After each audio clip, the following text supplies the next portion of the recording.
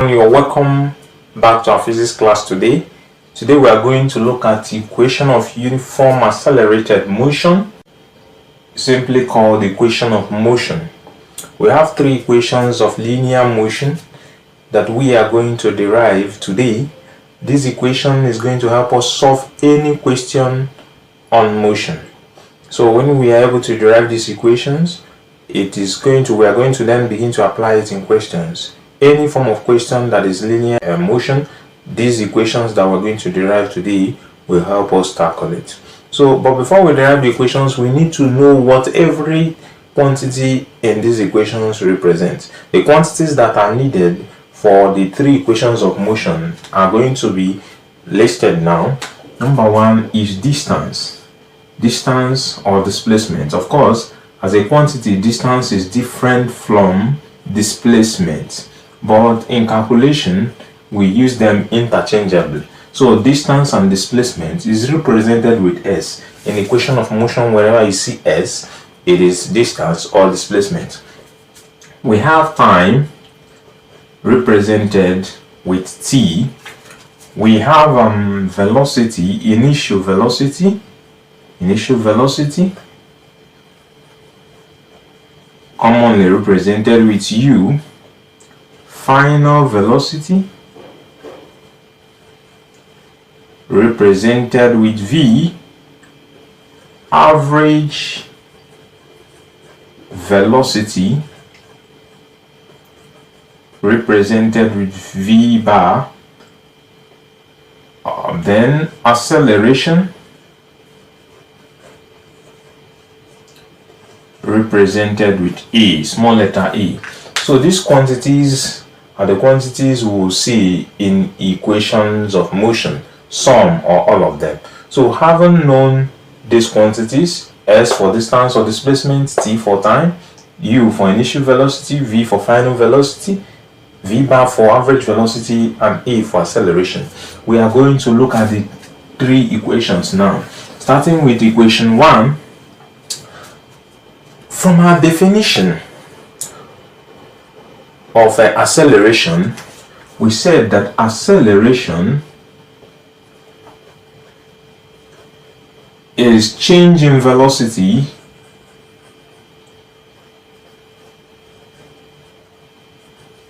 over time. And we know, I said that acceleration is represented with A. Change in velocity is difference in velocity. So when you have two velocities, the initial velocity and the final velocity, the change in this velocity is V minus U, the final velocity minus the initial velocity, divided by time T. So this is the first equation of motion, which can simply be written this way. You cross multiply, you have AT equals V minus U, and then can as well be written as V minus U equals AT. To make V the subject of the formula, V equals, when U crosses the sign of equality, minus U crosses the sign of equality, becomes U plus AT. So this is how we got the first equation of motion. From the definition of acceleration, we're able to get the first equation of motion. Okay, now if we move further, knowing this first equation, V equals U plus AT. Now to get the second equation of motion, we know that average of two things is the sum of these two things divided by 2. So if you have two velocities, the final velocity and the initial velocity, average velocity is the final velocity plus the initial velocity divided by 2. That is how you get average of two things. You sum them and divide by 2. So the average velocity is the initial velocity plus final velocity all over 2. We note this. Let's call this equation I. We also know that average velocity is total distance or total displacement, which is S over total time T. Let us call this I. So if we look at these two things, and then we have this equation 1. This is equation 1, the first equation of motion. So these three equations are going to help us to get the second equation of motion. Okay, if we say that average velocity is this or this, we can say that average velocity equals, okay, let's say substitute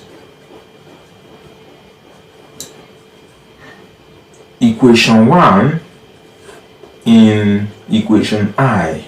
That is, carry this equation 1 anywhere you see v in equation I, replace it with u plus at. So it means that average velocity is going to be what? V plus u over 2. Instead of v is what? U plus at, then plus this u all over 2. We've not committed any crime. So average velocity becomes u plus u will give us 2u plus at all over 2. And we also said that average velocity is equal to s over 2. So have I done anything wrong if I carry this s over 2 to replace this average velocity? No, I don't think I've committed any crime. So instead of having average velocity equal to this, I can say instead of this average velocity, I'll have s over t is equal to 2u plus at over 2. You can see that because this is this, so I can use this to replace this to have this. Then when I cross multiply this one, I have 2s equals t times 2u plus at, and then I can open my bracket to have 2s equals t times 2u, you have 2ut, t times at, you have at squared, because t times t is t squared, then this a. Then if we divide both sides of the equation by 2, 2s over 2 equals 2ut over 2 plus at squared over 2. So that these two, we cancel these two, s will be equal to, these two will cancel these two, ut plus at squared over 2. And this over 2 means half of it. So s is equal to ut plus half at squared. And we have the second equation of motion. So the second equation of motion is s equals ut plus half at squared. So you can see that. Now we have two equations already. So if we go ahead to get the third equation, let me put the second one. Okay, the first one we have v equals u plus at, that is equation 1. The second equation we have ut plus half at squared, that is the second equation. Then let's get the third equation. I have already written that average velocity is final velocity plus initial velocity divided by 2. I have also written that acceleration is change in velocity over time. I have also written that average velocity is displacement, total displacement over time. So if we use these three, we get the third equation of motion. From our definition, average velocity is total displacement over time. When you see a question, you ask to find the average velocity. If you know the total displacement, all over total time, you divide it, you get your average velocity. If you know two velocities, the initial and final velocity, if you sum and divide by 2, it's still the average velocity. That is what that means. So, putting these equations together, if I use, let's call this one I, let's call this one II, and let's call this one III. So, taking equation III, if I cross multiply equation III, S is going to be average velocity times time. If you cross multiply these over 1, S times 1 is S, average velocity times time is average velocity times time. So we have this. Let me call this one equation IV. Then we are going to see something. In equation II, if I make T the subject of the formula in equation II, if I make T sort of formula, it means cross multiplying this, so that I have AT equals V minus U, divide both sides by A so that T becomes the subject of the formula. T will be equal to V minus U over A. So let me call this equation 5. equation V. So what we are going to do is, remember, in equation IV, S is equal to average velocity times time. And average velocity is this, while time is this. So we are going to substitute. We are going to substitute equation I and V in IV. We substitute this and this into this. So we look at it that S equal to, what is our average velocity?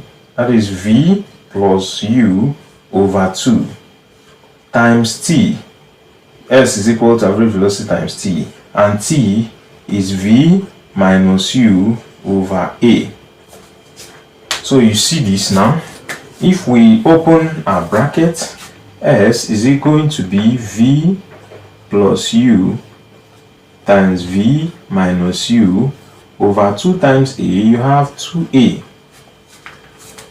So S is going to be equal to, when you see this difference of two squares, the difference between these two brackets is that this is plus and this is minus. And when you have that, you call it difference of two squares, because anywhere you see x squared minus y squared, that's difference of between one square and another square. It's the same as x plus y times x minus y. So I can write this as v squared minus u squared using this relation, all over 2a. This over 1. Then cross multiply. If I cross multiply, I will have v squared minus u squared times 1. You have v squared minus u squared equals s times 2a. You have 2as. Then if I move u minus u squared to the right hand side, v squared is going to be equal to u squared, because this negative will change to positive, plus 2as. And this is the third equation of motion. So you can see that. So this is our derivation: equation of motion 1, equation of motion 2, equation of motion 3. This is how we get it. So if we go further, we can actually get this third equation of motion using equation 1 instead of what we just did, if you would prefer that. If you come to equation 1 says v equals u plus at. If we say square this equation 1, we are going to have v squared equals u plus at squared. You know, whatever you do to the left hand side, you do to the right hand side of equation, you will not committed any crime. So if we do this, v squared will be equal to u plus at times another u plus at. So v squared is going to be equal to u times u. You have u squared. U times at, you have u at. At times u, you have another u at. Then 80 times 80, you have a squared t squared. So here we are going to have v squared equals u squared, because these two things are the same. If you add it, you have 2 of it, 2u at plus a squared t squared. Okay, see this thing now. This is what we want to get. You are using a different method now to solve it. So having seen this, okay, what I will do is v squared equals u squared. I have at the back of my mind I want to get 2as. If you look at these two things, what is common here? I can remove a from both. If you remove a from this, you will have 2ut left. If you remove a from this, because there are 2 a's, you have at squared left. Okay, so you can see what is happening here. We recall that s from the second equation is ut plus half at squared. So if we try to multiply through, to clear this fraction, we try to multiply through everything by 2. Multiply this s by 2, you have 2s. Multiply ut by 2, you have 2ut. Multiply this by 2, have 80 squared by 2. The 2 will cancel this 2, you have plus 80 squared. Then if you look at this and look at this, you see that everything here is the same as everything in this bracket. 2ut plus 8 squared, 2ut plus 8 squared. So will I be wrong if I use 2s to replace this thing? I don't think I'm wrong. So I am going to now say, instead of this, I will have, because we have v squared equals u squared plus a, then everything inside this bracket will be replaced by 2s. So you have 2s. So that v squared equals u squared plus 2as. And this is another way we've been able to get the third equation of motion. So to get the first equation of motion, you use the definition of acceleration is change in velocity over time, direct. To get the second equation of motion, you use the formula for average velocity, the two formulas for average velocity, and then the formula for acceleration, that's equation 1.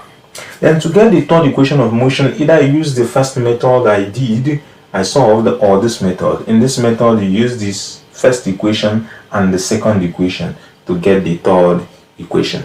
As simple as that. So we are going to look at probably 1 or 2 questions for today, and we will solve more questions in our next class. So you have this question. Suppose a bicycle accelerates at 1 meters per second squared from an initial velocity of 4 meters per second for 10 seconds. Calculate the distance covered. I always tell my students, in physics calculation, please list your parameters, list out the quantities that are there, so that you have idea of the kind of formula you are going to use to solve it. So if we, let's say solution,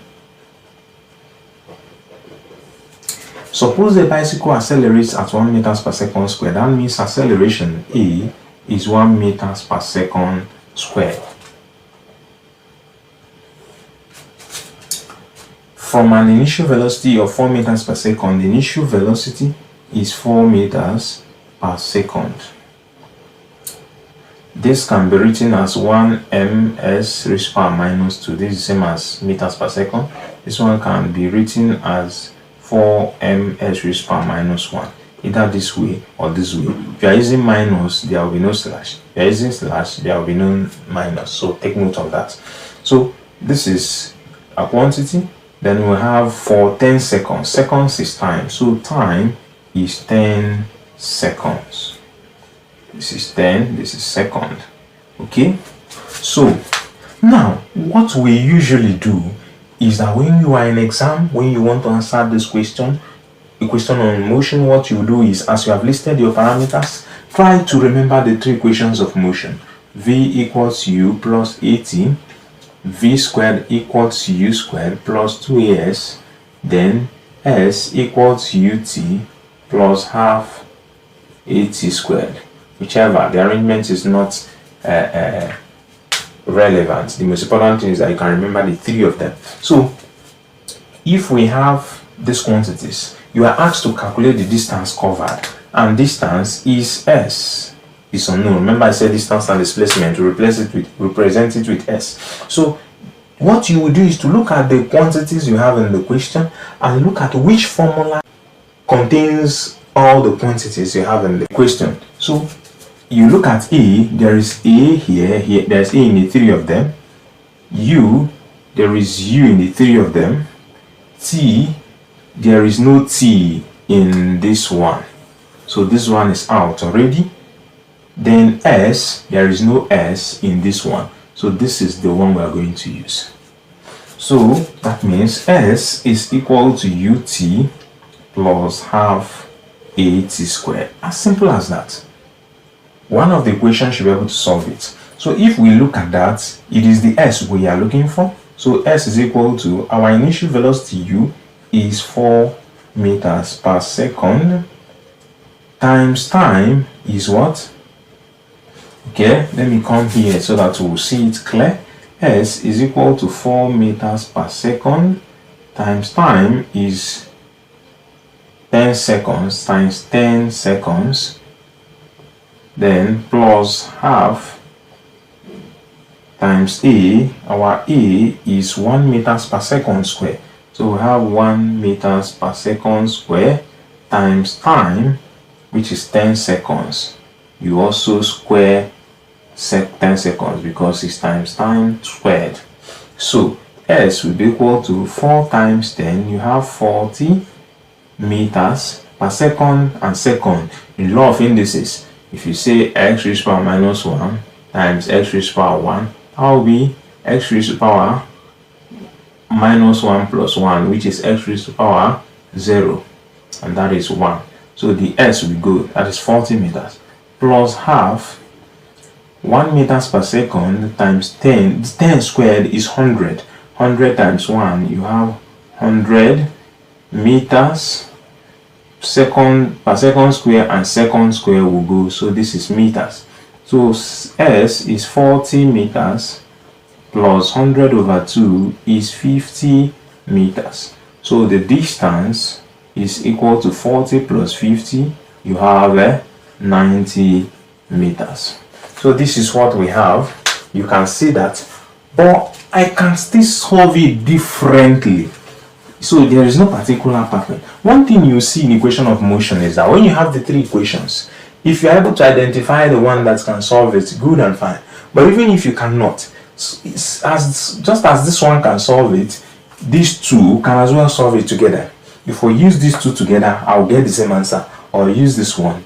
So what it means is that when I have a question, out of the 3, 1 will solve it. If you remove that one can solve it, the other 2 can as well solve it if you put it together. So let's look at how we're going to use the other 2 to solve it. In the first equation, v is equal to u plus 80.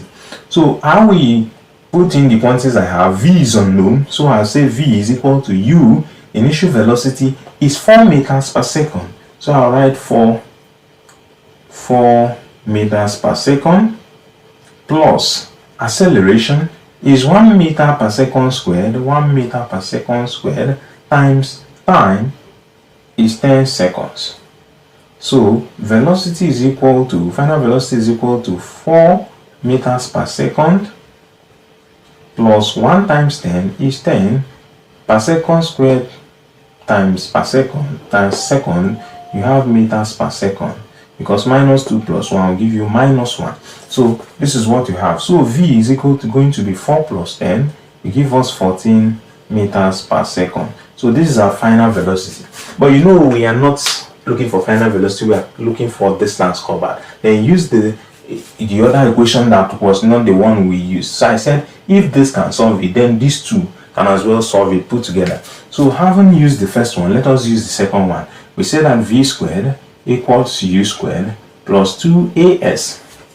And our v is 14 meters per second. So we're going to say 14 meters per second raised to power 2 is equal to u is 4 meters per second raised to power 2 plus 2 times acceleration is 1 meters per second square. 1 meters per second square, sorry about the small, times distance which is not known. So if we simplify, 14 squared is going to give us 196, if I'm not mistaken, meters squared per second squared, because this square will affect both the units, equals 4 squared will give us 16 meters squared per second squared. Then 2 times 1 will give us plus 2 meters per second squared times s. So that since it is x we are looking for, this can come and meet this, so that you have 196 minus 16, both are of the same unit, meters per second, meters squared per second squared, equals 2 meters per second squared times s that we are looking for. 196 minus 16 will give us 180 meters squared per second squared equals 2 meters per second squared times s. In order to get s, we are going to divide both sides of the equation by 2.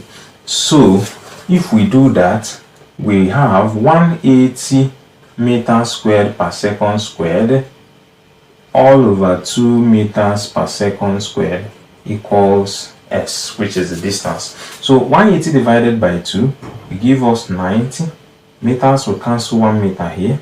Second square will cancel second square. Then we have meters as our distance equals 90 meters. You can see it's the same answer we got. See you in the next class.